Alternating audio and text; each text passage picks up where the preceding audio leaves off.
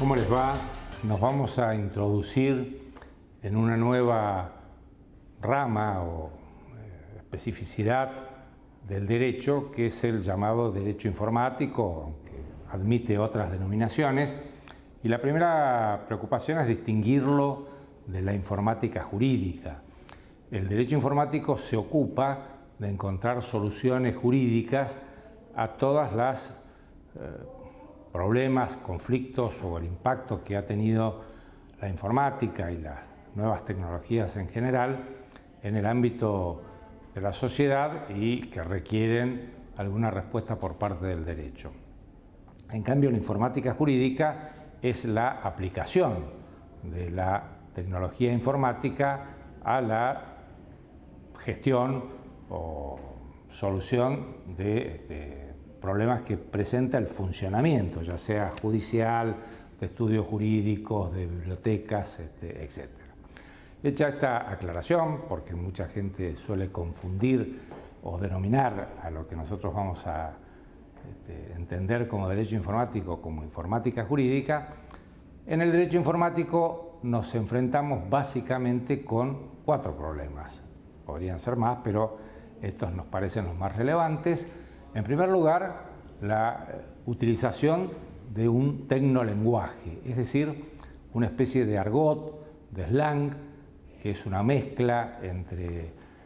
términos que han surgido de la informática y de los tecnólogos, con alguna fusión con términos jurídicos, lo que lleva a una dificultad de entendimiento cuando se plantean problemas. Por ejemplo, la mayoría sabe o cree que sabe qué es sistema, pero la expresión sistema tiene distintos significados según de dónde nos paremos y miremos el problema. En segundo lugar, la obsolescencia, que cada día es más vertiginosa, de todas las aplicaciones, tanto físicas como lógicas, en informática, y esto también plantea problemas que no se dan con otro tipo de cosas o servicios más tradicionales. En tercer lugar, algo que se ha denominado la asimetría de conocimientos, que a diferencia de otras ramas, como podría ser el derecho del consumidor, tiene que ver con una diferencia de conocimientos, pero no necesariamente de grados universitarios o de intelectualidad, sino de el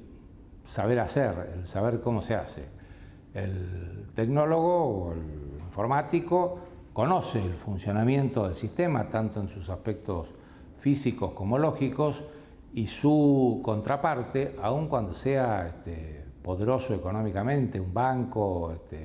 el Estado, una gran compañía o cualquier usuario, está en una notoria inferioridad de conocimiento, sobre todo porque desconoce cómo funciona. Y finalmente,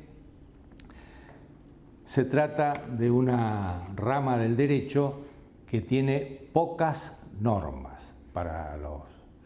abogados y abogadas están acostumbrados a ir a buscar un artículo, una disposición, un decreto que regule o resuelva determinada situación. Nos vamos a encontrar con que, si bien existen algunas normas, no son todas las que en general se pretendería para una realidad que cada día se vuelve más compleja y cotidiana, sino que nos enfrentamos con un fenómeno donde la globalización es más notoria que en ningún otro lugar, que es el fenómeno de Internet y de las comunicaciones electrónicas. Bueno, entonces vamos a arrancar diciendo que todo sistema informático se compone entre 2 y 4 elementos, según como cada uno lo quiera apreciar. Para nosotros son 4. Un soporte físico, la computadora, la red, cualquier elemento que es una cosa física que sirve de soporte a la información, como el papel a lo que escribimos, o la piedra a un monumento. El soporte lógico, también conocido como software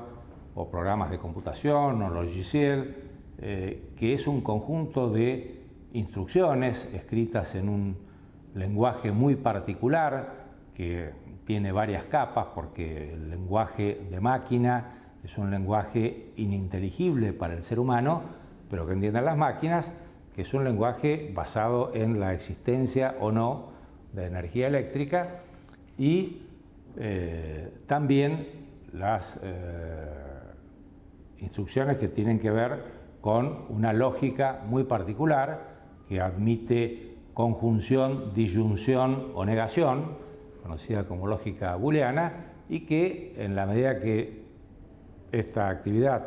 se ha ido desarrollando, cada día es más compleja, a punto tal que hoy ya ni siquiera hablamos de software, no porque haya desaparecido, sino que lo más común es hablar de las apps, que es el apócope de aplicaciones en inglés, y que son pequeños software o grandes software que vienen en nuestros teléfonos inteligentes, etcétera, y con los cuales ya casi no hay límites, y la tendencia es que cada vez haya menos a lo que se puede hacer. Pero estos dos elementos que son fundamentales, el uno no funciona sin el otro, la computadora más potente es inútil sin el software o programa de computación o aplicación adecuada, y viceversa. Tenemos que tener en cuenta a los usuarios, porque las características de los usuarios pueden generar exigencias específicas tanto en el soporte lógico como en el soporte físico, y también los datos, la información que a través de este conjunto de soporte lógico y soporte físico se transforma, se recupera, se transmite, puede ser información que requiera un tratamiento especial. Me refiero, por ejemplo, a los datos personales, al secreto comercial, al secreto industrial o a datos judiciales, etc. Bueno, en una rápida enumeración de los contenidos de esta nueva rama del derecho, tendríamos que mencionar, por supuesto, al régimen legal o de protección de los programas de computación y bases de datos, al documento electrónico y la firma digital, las comunicaciones electrónicas, abarcando no solo el correo electrónico, sino el WhatsApp, Telegram y todas las comunicaciones que realizamos a través de plataformas en Internet, el régimen de dominios en Internet, al cual nos vamos a referir más adelante, toda la problemática vinculada con el comercio electrónico, que cada día se expande más, y los consumidores, el régimen cuando se presentan conflictos entre los nombres de dominio en Internet y las marcas, o algunas otras situaciones como pueden ser las denominaciones de origen o los nombres propios, depende el lugar en donde nos estemos ubicando. Los contratos informáticos, es decir, que tienen características, no es lo mismo comprar una computadora o adquirir una licencia de software que comprar un auto o una heladera. Estos últimos dos objetos están mucho más estandarizados, y en los otros casos a veces hace falta tener determinado tipo de precisiones y requisitos. Podríamos seguir enunciando los contenidos, pero voy a enumerar los últimos. Hoy las aplicaciones de inteligencia artificial se extienden cada vez más a distintos ámbitos: la conducción autónoma de vehículos, las denominadas ciudades inteligentes, el Internet de las cosas y las famosas criptomonedas o Bitcoin o Ethereum o como ustedes quieran llamarlos, y en el medio cuestiones quizás que nos resultan más cotidianas porque aparecen en los diarios, como pueden ser los conflictos que se suscitan por la aparición de textos, imágenes, videos, etcétera, de determinadas personas en sitios de Internet, y la discusión sobre quién debe responder o quién no. Vamos a empezar este rápido recorrido por el derecho informático refiriéndonos a uno de los fenómenos con el cual interactuamos cotidianamente, pero todavía no logramos comprenderlo acabadamente, que es el documento electrónico. Para la mayoría de los actuales profesionales del derecho, el documento está muy identificado con un papel y una escritura, porque en la época que Vélez Sarsfield redactó el Código Civil, esto era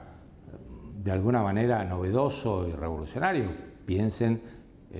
el alto grado de analfabetos que había en Argentina en el momento que se redacta el Código Civil. Lo cierto es que hoy es bastante poco frecuente que escribamos sobre un papel y todos los días, por ejemplo, porque es el caso más fácil de entender, interactuamos con el banco a través de una máquina, cajero automático, donde no hay ninguna persona que nos esté atendiendo y sin embargo ahí depositamos, extraemos, hacemos pagos, adquirimos moneda extranjera, etcétera, etcétera. Y esto funciona, la verdad que podríamos decir, como en el título de una famosa obra de filosofía jurídica, al margen de la ley, porque no hay una ley que reglamente cómo funcionan los cajeros automáticos. Podrá haber alguna normativa muy poco conocida del Banco Central sobre las normas de seguridad que deben cumplir los bancos para que funcionen los cajeros automáticos, pero lo cierto es que son muy pocos los segmentos de la población que no utilizan esta herramienta del cajero automático. Entonces nos ponemos a plantear, bueno, ¿dónde quedó registrada y cómo quedó registrada, por ejemplo, el acto de depositar, que es un contrato del Código Civil y Comercial, o una de las operaciones clásicas de los contratos bancarios, que es la extracción o la transferencia de dinero, etc. Y ahí ya desde hace tiempo el maestro Jean Vías, que fue de principios de la primera mitad del siglo pasado, sostenía que Vélez Sarsfield había confundido la noción de documento con una de sus especies, que es el instrumento, que lamentablemente sigue así en el Código Civil y Comercial, aunque un poco morigerado, pensando en que solo se documenta aquello que se escribe y se firma. Y en realidad nosotros documentamos todos los días manifestaciones de voluntad, acciones, hechos, que tienen posiblemente mucho más impacto comunicacional, porque la expresión documento, si remontamos al latín, tiene que ver con la función de enseñar, de mostrar.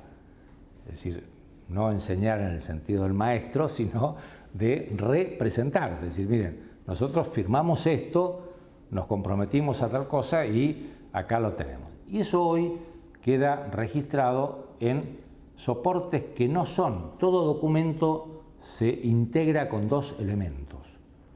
Un soporte, que es una cosa, un elemento físico, y un método de registración, que puede ser la escritura, puede ser lo que yo estoy desarrollando en este momento, es decir, hablar, ser filmado, o también cuando pico una piedra y dejo una fecha, un nombre, etc. En todos estos casos yo estoy recurriendo a un método que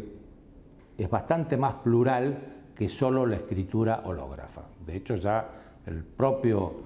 Código Civil entró en crisis cuando apareció la máquina de escribir, o el telégrafo, o distintos procedimientos, y hoy la mayoría de nosotros o utiliza el celular o utiliza la computadora y difícilmente escriba, porque todo se ha facilitado para volcar como soporte, un soporte electrónico, y como método de registración, un método digital, binario, basado en la presencia o ausencia de electricidad, el famoso bit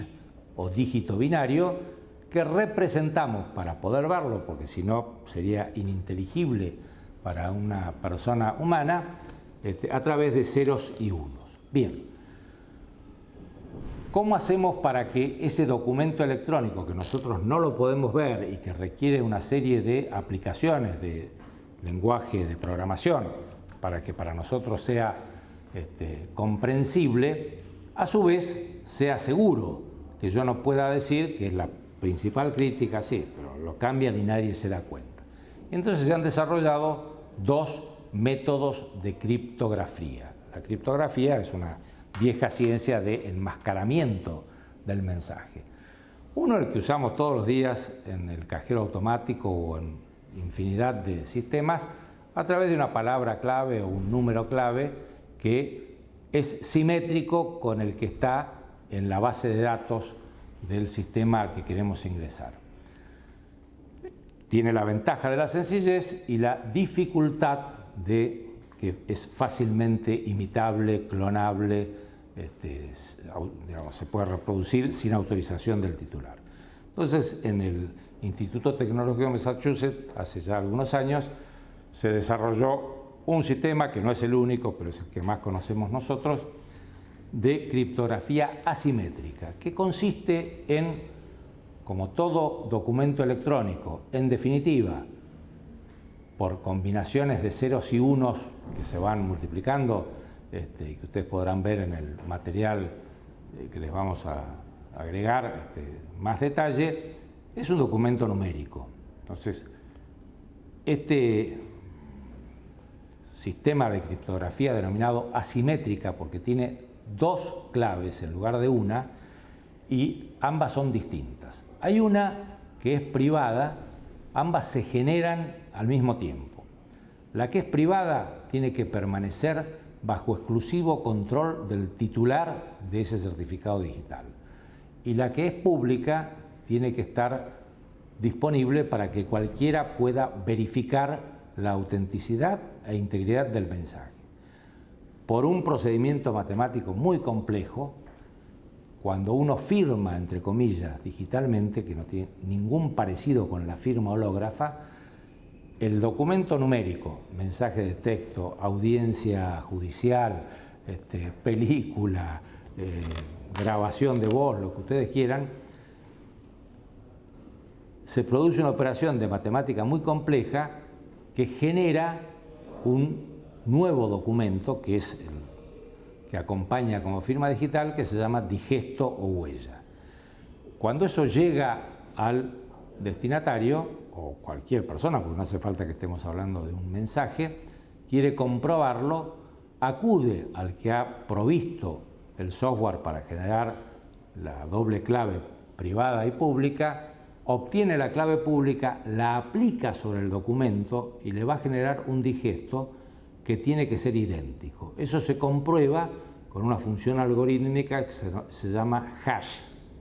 Y esto sirve no solo para estos casos, sino en cualquier supuesto en que se quiere establecer que dos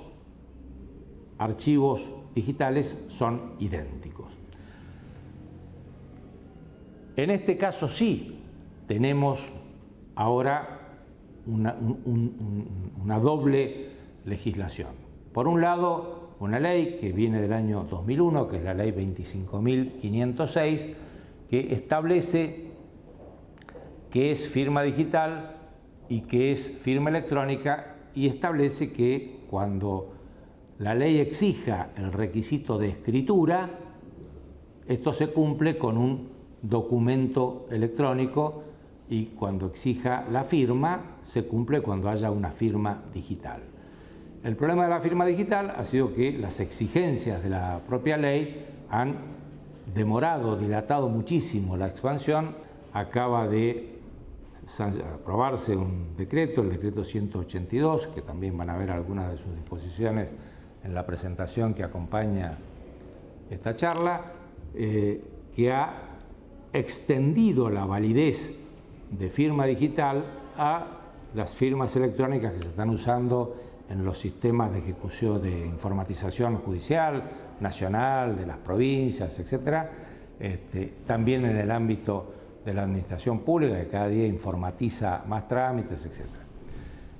Para ir cerrando, lo que es importante, que lo que me interesa dejar como mensaje de esta parte, es que lo que le otorga seguridad documental, es decir, lo que se conoce como garantía de no repudio, que la persona que ha firmado digitalmente un documento, cualquiera sea, o ha asegurado una filmación, una audiencia, etc., no es la autorización oficial lo que le da la calidad de un documento seguro y que no puede rechazarse, sino la solidez técnica que tiene, la robustez técnica, que esto se corrobora con auditorías permanentes y hoy está al alcance de cualquier ciudadano con distintas metodologías. La más tradicional, que viene desde que se sancionó la ley, otorgada por una empresa que ha obtenido la condición de certificador oficial. Si uno va al Ministerio de Modernización con un correo electrónico y un token, lo obtiene, y después hay otros procedimientos intermedios de aplicación fundamentalmente en el Estado. Esto, si bien no de manera, desde mi punto de vista, impecable, pero está contemplado tanto en el Código Penal como en el Código Civil y Comercial. Es decir que en este aspecto, ahora sí, tenemos una ley de dónde agarrarlo y poco a poco la jurisprudencia va entendiendo el funcionamiento de él.